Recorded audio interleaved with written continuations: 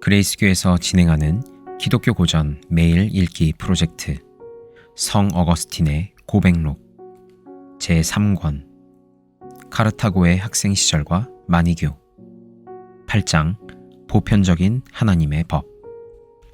내 마음과 목숨과 뜻을 다하여 하나님을 사랑하고 내 이웃을 내 몸과 같이 사랑하라. 마태복음 22장 37절에서 39절의 계명이 때와 장소에 따라 옳지 않을 수가 있습니까? 그러므로 자연, 즉 인간 본성에 거슬리는 악한 행위는 언제 어디서나 미워해야 하고 벌을 받아야 합니다. 그러한 행동은 바로 소돔 사람들이 저지른 것이었습니다.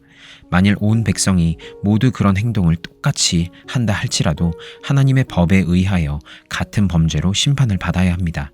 하나님께서 법을 주신 것은 인간으로 하여금 서로 이렇게 악용하도록 한 것은 아닙니다. 인간의 왜곡된 욕정이 하나님께서 만드신 인간 본성을 더럽히면 실은 하나님과 인간 사이의 교제를 망치는 것이 됩니다. 또한 인간 관습에 거슬리는 행동도 그 관습을 여러모로 고려하여 하지 않는 것이 좋습니다. 그러므로 어느 도시에서나 국가에서 관례나 법으로 책정된 것을 시민들이나 외래인들이 자기 멋대로 어겨서는 안 됩니다. 어떤 부분이든 전체와 일치되지 못하면 추하게 보입니다. 그렇지만 하나님께서 명하신 법이 사람들의 관례나 법에 맞지 않을 때는 그 전례가 없었다 할지라도 그의 명령을 따라야 합니다. 만일 그 법을 준행하지 않았으면 곧 회복해야 하고 그 법이 아직 설정되지 않았으면 곧 법으로 세워져야 합니다. 한 나라를 다스리는 임금이 자기나 자기 이전에 어느 누구도 시행해 본 적이 없는 법령을 새로 책정하여 나라를 다스린다고 할 때 부당하게 생각할 필요는 없습니다. 그 임금에게 복종하는 것이 공익에 반대되는 것이 아니고 오히려 마땅한 것이라면 사실 제왕에게 복종하는 것이 인간 사회의 공통된 법칙이요 그에게 복종하지 않는 것이 오히려 공익에 반대되는 것과 같이 모든 피조물을 다스리시는 하나님에게 주저함 없이 복종하는 것이 당연하지 않겠습니까? 인간 사회에서는 권력의 계층이 있어 낮은 계층의 명령보다 높은 계층의 명령을 듣는 것처럼 하나님은 만유 위에 계시니 먼저 그의 명령을 따라 복종해야 할 것입니다. 또한 거친 말과 난잡한 행동으로 다른 사람을 해치는 범죄를 생각해 봅시다. 그 행동의 동기를 여러 가지로 들 수 있습니다. 원수를 대하듯 보복을 한다든지, 강도가 여행자들에게 하듯 수고 없이 어떤 이익을 취하려고 그렇게 할 수 있습니다. 또는 자기가 두려워하는 자를 공격하여 어떤 해를 미리 피하기 위해서 또는 덜 행복한 사람이 더 행복한 사람을 질투하여 그럴 수도 있습니다.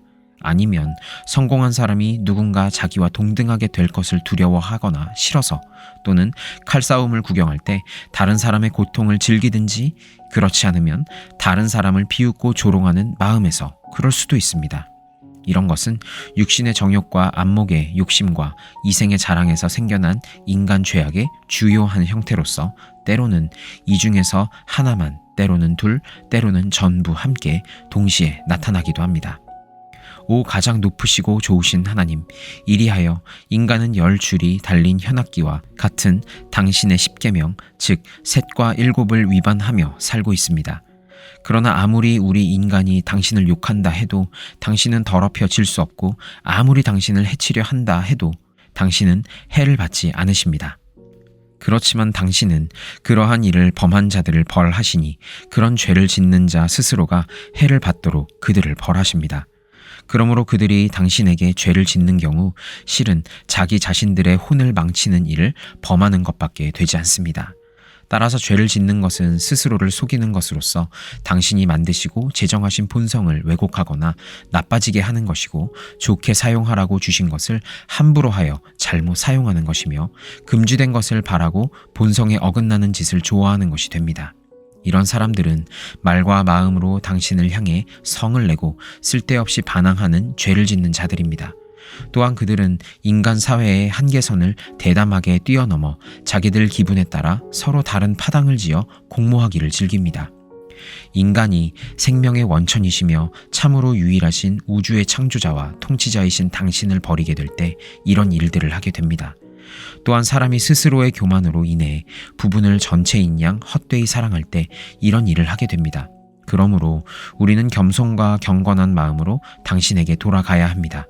그러면 당신은 우리를 그릇된 습성에서 씻어내 주시고 당신에게 고백한 죄를 자비로 대해 주시며 죄에 매어 부르짖는 신음소리를 들어주시고 우리 스스로가 얽어맨 쇠사슬에서 우리를 풀어주십니다. 우리가 거짓된 자유의 뿔, 즉 교만을 당신을 향해서 세우지 않으면 당신은 이 모든 일을 우리를 위해 해주십니다. 그 거짓된 자유의 뿔이란 더 소유하고자 하는 탐욕으로 인해 모든 것을 잊어버리게 되는 것이요, 모든 것의 선이 대신 당신보다 우리 자신들의 것을 더 사랑하게 되는 것을 말합니다. 9장. 하나님의 판단과 인간의 판단. 그러나 이 모든 추행과 범행과 다른 악행 중에는 또한 개선의 과정에 있는 자들의 죄가 있습니다. 이런 자들은 완전의 척도에 의하여 판단하면 비난의 대상이 되지만 이제 자라나는 곡식처럼 앞으로 열매를 맺을 것이라는 희망을 보임으로써 칭찬을 받을 수도 있습니다.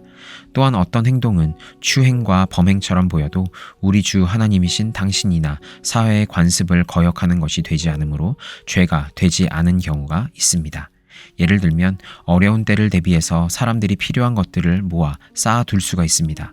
이때 우리들은 이 행동을 오직 소유욕에서 생긴 행위라고 확실히 단정 지을 수 없습니다.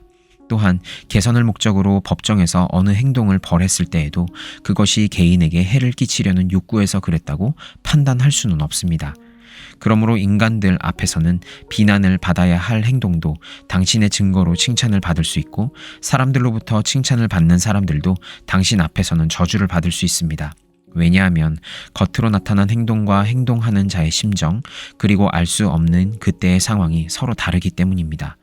그러나 당신이 갑자기 인간이 이제까지 생각할 수 없었고 과거에도 그런 예가 없었으며 또한 한때는 당신이 금했던 그 어떤 것을 이제는 지키라고 명령하셨다고 합시다. 그 명령이 어떤 특수한 인간 사회의 관습에 반대가 되고 또한 우리가 당신의 이유를 모른다고 할지라도 그 명령을 지켜야 한다는 것을 의심할 자는 없을 것입니다. 그 이유는 당신의 명령에 복종하는 그 사회가 참으로 의로운 사회가 될 수 있기 때문입니다. 그렇지만 당신이 주신 명령을 알고 행하는 자는 복이 있습니다. 당신을 섬기는 종들의 모든 행동은 그 당시에 필요한 것을 나타내주거나 혹은 미래에 될 것을 미리 보고 말해주는 것이 됩니다. 10장. 만이 교도들을 비난함. 나는 이것을 몰라 당신의 예언자들과 거룩한 종들을 비웃고 있었습니다. 그러나 그들을 비웃은 결과로 내가 얻은 것은 내 자신이 당신으로부터 비웃음을 당하고 있었다는 것이었습니다. 나는 점점 알게 모르게 어리석은 것을 믿기 시작했습니다. 그리하여 사람들이 무화과를 딸 때 그 무화과가 운다고 하던가 무화과 나무가 어머니처럼 홱 젖의 눈물을 흘린다고 생각했습니다. 그럼에도 불구하고 이 무화과를 자기가 딴 것이 아니고 다른 사람의 못된 손으로 딴 것이라 할지라도 마니교 성인들이 먹으면 그것을 뱃속에서 소화시켜 숨을 내뱉을 때 천사를 내놓는다는 것이었습니다. 즉 그가 무화과를 먹고 기도할 때 신음하고 한숨 쉬는 동안 호흡을 통해 신의 어떤 부분들을 뱉어낸다는 것입니다. 만일 그 마니교의 성인들의 이와 배로 인해 그 신의 부분이 풀려나지 않으면 그 지고하시고 참되신 신의 부분은 그대로 무화과에 남아있게 된다는 것이었습니다. 나는 어리석게도 인간보다도 인간을 위해 만들어 낸 땅 위의 과일을 더 가엾게 여겨야 된다고 믿었습니다. 그래서 마니교도가 아닌 어떤 사람이 배고파서 음식을 구걸할 때 그 과일의 한 조각을 주면 극형이라도 받는 것처럼 생각했습니다.